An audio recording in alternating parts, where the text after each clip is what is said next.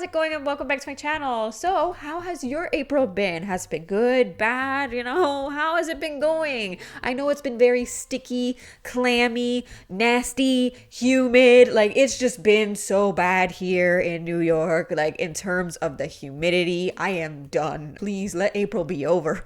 Please. And also my allergies have been going through the roof. So if my nose starts turning into Rudolph the Red-Nosed Reindeer, you know why, okay? But anyway, today I really wanted to share the titles of manga that I read during the month of April. I read a lot of different titles, like a big variety, I guess you could say. So I can't wait to share them with you. I did want to read more manga, especially digitally, but I just didn't have the chance this month. I don't know what was going on. I even had like a vacation, like a week off and stuff like that, and I didn't even read any digital manga. Very, very strange, but I think it's because I was playing Xenoblade. So it's probably that's got to be part of the reason. But I do have 5 titles that I've read for the month of April. And if you read any manga for April, feel free to comment below. Let me know. It doesn't matter if it's something brand new, something that just came out, last week or last month, or if it's something that came out in 2004, 2005. I don't care. Share in the comment section what you've been reading recently, and let's talk about manga. I love this kind of stuff. Make sure to give this video a thumbs up if you like this video, and or subscribe to this channel if you haven't already. And let's start talking about manga because I have a lot of thoughts. I have a lot of things to say. These are the manga. Let's see. I have some manga here. So let's start off with Is the Order a Rabbit? I absolutely love the anime series. There are about 3 seasons or 4 seasons. Honestly, I don't remember the exact number, but I love every single season. It's just so much fun. It's so cute and just so I don't know, it's relaxing. It is my guilty pleasure because I usually don't necessarily watch anime that are cute girls doing cute things, but for some reason, Is the Order a Rabbit? I just gravitate towards that anime and that series in general. I think there are about 3 volumes released, or I don't know if the 3rd one has been released just yet, but honestly, I am so glad to finally have this in my hands. I absolutely love Is the Order a Rabbit. Honestly, I don't even know if it came out this year. It might have come out last year. I don't even know what happened. All I know is I'm reading it now. Is the Order a Rabbit is a really cute series. It's absolutely fun. And honestly, I didn't realize that it was going to be like a 4-koma, but it's a 4-koma. I never realized that. I thought it was going to be like a regular style manga, but no, it's a 4-koma. It took me by surprise, but honestly, it fits the story, the way the story is being told. And I absolutely love all of the girls, Coco, Chino, Rize, Chia, and Sharo. What makes this manga or this story so special is that all the girls are quite different. Not only do they look different, but they all have their own specialty. I mean, look at Rize and her.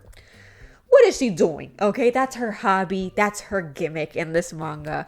But every girl has something special to them. And I like that. Not all of them have the same personality. They all come from like different backgrounds or scenarios. And I like that mix of different traits and everything. And what I really love about this manga, and maybe this is why I just gravitate towards Is the Order a Rabbit so much, is I feel like all the girls here have only one brain cell. I'm kind of the same way. Like, my brain is running on empty right now, like, honestly. But it's so adorable. It is absolutely so adorable, so charming, and I really love it for it, There's multiple cafes in this manga. You see how different characters work at different cafes. You see how Coco works at Chino's cafe. We see the the rabbits in the cafe that surprisingly talks. And so, there's a lot going on in Is the Order a Rabbit, but it's relaxing, it's fun, it's cute, and it's funny. It is. It's lighthearted humor. And if that's something that you're looking for, you might want to check out Is the Order a Rabbit. It reminds me of School Life. If School Life didn't have all the things going for it in the background, if you know what I'm saying, So it reminds me of that, but fluffier, and just like happier and just, oh, I just absolutely love Is the Order of Rabbit. So I'm really, really happy with this manga and just a really awesome pick for April for me. The next manga that I read, I actually do not have in my possession anymore. I returned it to my library already, so I can't really show you. Actually, no, I did film it before I returned it, now that I think about it. But it's called Toge Oni. Toge Oni is a manga that's also being released by Yen Press, and I never really heard too much about it, which is so weird because it deserves to be spoken about. It is like a hidden gem. I kid you not. I kid you not, okay? It is absolutely incredible, and I only read the first 3 volumes. I don't know how many volumes are released right now, but honestly, took me by a complete surprise. If you like Japanese mythology and folklore, this is the manga that you have to read. It is absolutely incredible. So, you know what I really liked about it was that even like the mythology is accurate. Like they did their research. The art looks good. It's a good storyline with like different things encountering different parts of mythology and this big adventure going on. It is a really solid like fantasy series, and honestly, like if that's your jam, like fantasy manga, you really should check out Toge Oni. It was absolutely a surprise for me, and I really, really enjoyed it. So check that one out 100%. The next manga that I actually read is a manga that I made a video for. So if you've already seen that video, I'm sorry. I'll probably be repeating some of the stuff. But I read also Jean Bride. Jean Bride was released in April. And I had such enjoyment reading Jean Bride. I thought it was a lot of fun. And, if you like Josei series, more mature series, this is definitely one that you might want to check out. It's funny because technically this is going to be like a sci-fi series, but the sci-fi, doesn't happen until the very end of the manga. So I'm like, you can't leave me with that cliffhanger. I've got to read more. I got to know what's going to happen. So after reading this manga, I was like, okay, I'm going to check out volume 2, especially since I really, really like Hitomi Takano, who worked on My Boy, which I've mentioned before. Absolutely adore that series. This is another manga that features a complex relationship. So I was like, you know what? I definitely want to check more. She is fed up. She is fed up with all of the encounters that she has with the men around her, and we'll see what happens next because there's been a Jean Bride experiment and now she's meeting her old husband from, that experiment. So very, very interesting concept. There's going to be an interesting relationship going on between those two, as well as that ending cliffhanger. Like, don't leave me hanging like that. But if you would like more of like my in-depth thoughts, definitely go check out that video because I do talk more about what happens in the manga, what I liked about it, and all that fancy stuff. So if you are a fan of josei or sci-fi manga, definitely check that video out if you want to hear more about Jean Bride, because it was definitely pretty cool. I didn't know what that manga was going to be about, and I was like, whoa, it's crazy stuff. Also, let's see, just keeping it up with like romance and stuff like that, I also read this manga that I absolutely loved. It's called Pink Habanero, and I think this is one of the more enjoyable shoujo series that I've read recently, like newer shoujo titles. Some newer shoujo titles, I'm like, okay. I get bored. I'm like, they're not really necessarily my thing.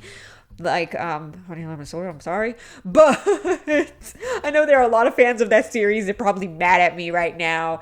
I really want to read more of that manga. Don't get me wrong. I want to read more because I want to see if my views changed on it.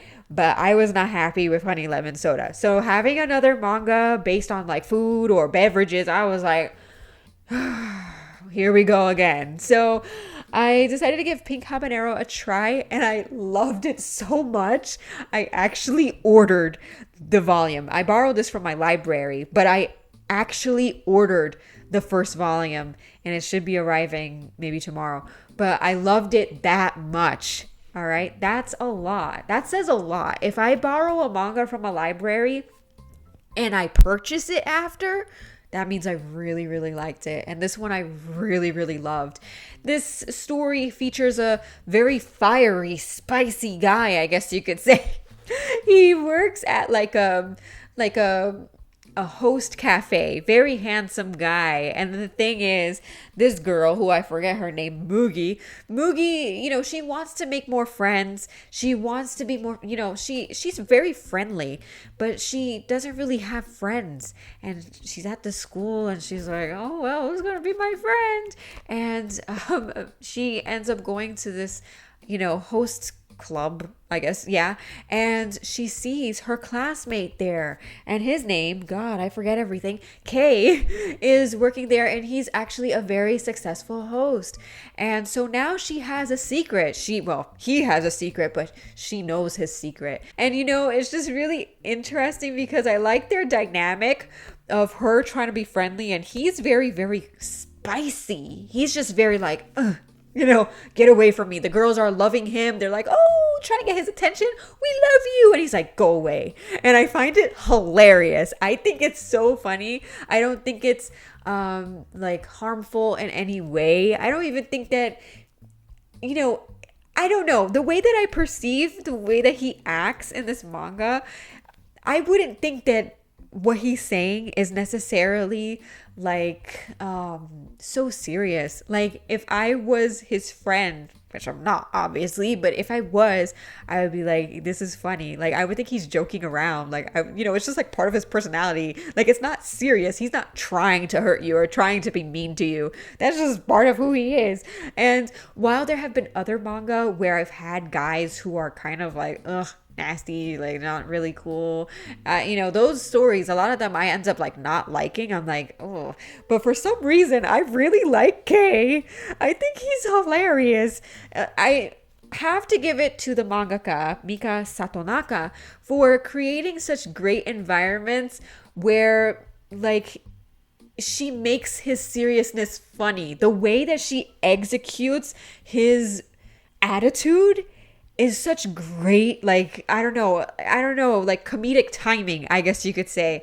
As I read this, I was like, this is funny. It really is funny.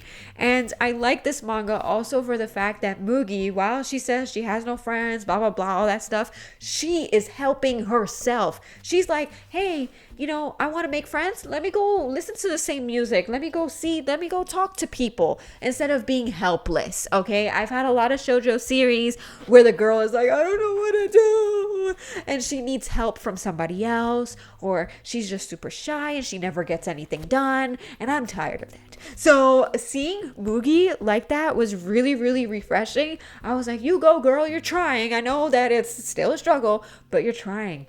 Not only that, but at the end, there's a cliffhanger again. But the thing is that the way the situation is handled, there's definitely a problem going on towards the end of the volume. But the way that it's handled by Kay is really, really charming. Like, I don't know. I just really like the relationship that they have. Right now, it's not romantic or anything. Yes, Mugi likes Kay, that's for sure. But they don't have a romantic relationship, but it's cute. He is watching out for her. And I think that's adorable. So yes, you have a guy who's icy. He's cold at first, but he's sweet underneath. And so I don't think his attitude with the girls is 100% real. I'm sorry about that. I just think, I don't think it's real. I think it's part of his personality. And so I don't see him as being like hostile in the way that he's speaking to others. I don't know. Maybe that's how I perceive it. But I found it to be a lot of fun. I found it to be funny, charming, cute, and I just really loved all the characters. So I can't wait to continue Pink Habanero. Really, really love that one. Just wanted to say that. And the last manga that I am going to be talking about today is a manga that I read and returned already to my library. This is the Souls-like manga that I never knew existed, and this manga was released several years ago, I think in 2017, so it's been out for quite a while, and I just got to it right now, and it's called The Wolf Never Sleeps. The Wolf Never Sleeps, once again, I'm horrible with names. Is about a guy who ends up I don't want to say isekaiing himself, because not really, but also kind of ish in a way. He's in a fantasy world and he ends up going into a portal into another fantasy world. So he was never in just pure reality. He was going from one fantasy to the other. He goes into this new world where he's going to be exploring and, you know, killing monsters and everything. There's a part where, you know, or at least in the first volume, where he has to be the like princess's bodyguard and he has to watch out for threats and everything. And I just got like the Souls-like vibe while I was reading this manga. I thought it was so much fun. It was so incredibly cool. I like reading more mature manga here and there, and that was just like perfect, like that more mature fantasy manga. This manga is only 3 volumes long, and I was excited to read every volume except the third one. All right, the third one, here are my things. So we see his journey as like the princess's bodyguard. Eventually things change and he starts working for an apothecary and stuff like that. I loved that stuff, learning about new things, going into dungeons, killing things. And I was like, oh yeah, this is cool, you know, I liked it. But then the third volume, let me tell you, how are you gonna leave me like that? The last volume had me with mixed feelings. Like, I would have given this manga like a solid 8 if it stuck the landing, but I couldn't do that. I dropped it to 7 out of 10 after the third volume. And it's because in the third volume, you're left with this giant, like, cliffhanger-ish, not really cliffhanger. You're just left with nothing. It answers one of the questions, like this big reveal is towards the end, and then it's over. And you're like, that's it? Like, isn't there more to the story? There's no more. It's done. It's done. And I'm wondering, I didn't do my research, I'm wondering if this is a series that was axed. Because that would make a lot of sense. If this series was axed in, you know, in one of the manga magazines in Japan, that means, like, you know, after some point, it was over, you know, it had to end in the next chapter. That's it. This might have been one of those series, which is a shame because I saw a lot of potential in it. I thought it was really engaging and cool, and I want to read more manga like that. Like, I'm not saying it's as good as Claymore, because Claymore is that dark fantasy manga that you need to read. But, like, I thought it was so much fun. I thought it was cool reading about someone really strong from another world and trying to get accustomed to a new place. I really liked that. And so I loved the overall concept. I loved the art and how it looked rough, you know? But then that ending, what kind of ending is that? I just don't, oh man, I just really, really didn't like the ending because there were so many unanswered things. There's so much potential to where the manga could have went. And so I don't regret reading it or anything because I thought the first 2 volumes were pretty solid. Even most of the third volume was pretty solid. But this manga is not a complete story. So if you want to give this manga a try, you know, go for it. I think you should try it out. You know, it's a quick read. It's only 3 volumes long. But be aware that this manga is not truly done. And if it is truly done, it's not finished very well. That ending was not an ending. It kind of just, okay, we revealed a giant secret, and now, okay, this is what you're gonna do for the rest of your life or for the time being, and that's the end of the story. And it's just like, no. So it was a very unfulfilling ending, and that was my main gripe about The Wolf Never Sleeps. But, you know, honestly, if you don't mind that kind of thing and you want to try it out, go for it. It's only 3 volumes. I thought it was pretty engaging. So, you know, if you like Souls-like games, you know, Dark Souls, Demon Souls, Elden Ring, all those fancy things, give it a try. Or if you just like fantasy in general, you know, give it a try. But I wasn't a big fan of that ending. But honestly, those were the 3 series that I checked out for the month of April. I wish I had checked out more, but unfortunately, I got stuck to the Xenoblade. So actually, that's probably what I'm going to be doing after this. So yeah, hopefully, May has more manga.